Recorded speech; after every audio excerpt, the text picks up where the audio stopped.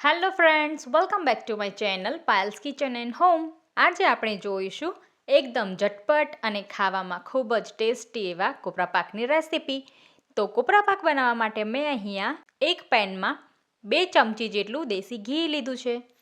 હવે તેમાં 1 બાઉલ જેટલું સૂજી એડ કરીને સૂજીને સ્લાઇટલી રોસ્ટ કરી લેવાનું છે. થોડું 3 થી 4 મિનિટ જેટલું શેકી લેવાનું છે.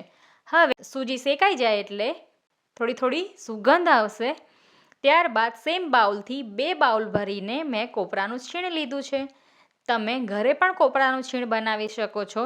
તો મેં અહીંયા રેડીમેડ કોપરાનું છીણ લીધું છે, જેને એડ કરીને સારી રીતે મિક્સ કરીને 3 થી 4 મિનિટ સુધી શેકાવા દેવાનું છે. ત્યારબાદ 5 થી 6 ઇલાયચીને વાટીને તેનો પાવડર કરીને તેને પણ એડ કરીને સારી રીતે મિક્સ કરી લઈશું. હવે મેં અહીંયા સેમ બાઉલ 2 બાઉલ ભરીને દૂધ લીધું છે, જેમાં ચપટી જેટલો યલો ફૂડ કલર એડ કર્યો છે. સારી રીતે મિક્સ કરીને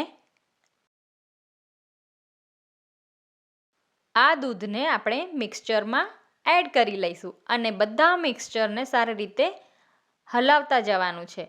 હવે દૂધ ધીરે ધીરે એબ્ઝોર્બ થઈ જશે. બધું દૂધ મિક્સચરમાં એબ્ઝોર્બ થઈ જાય એટલે અડધા બાઉલ જેટલું મિલ્ક પાવડર લઈને તેને પણ એડ કરીને સારી રીતે મિક્સ કરી લઈશું.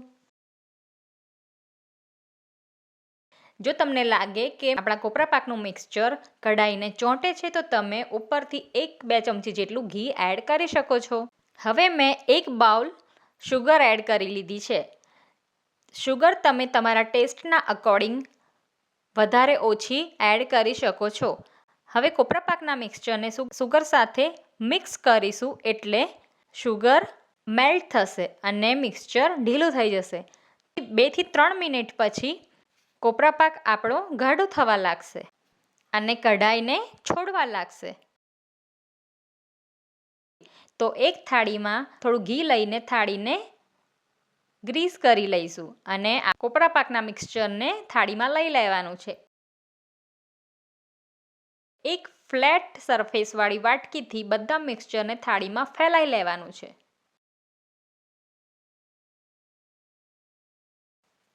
હવે કોપરા પાકને પીસીસમાં કટ કરી લઈશું.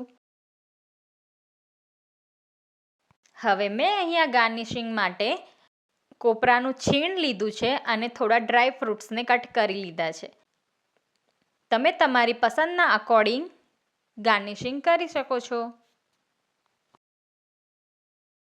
આપણો કોપરા પાક બનીને રેડી છે. તો કમેન્ટમાં જરૂરથી જણાવજો કે રેસીપી કેવી લાગી.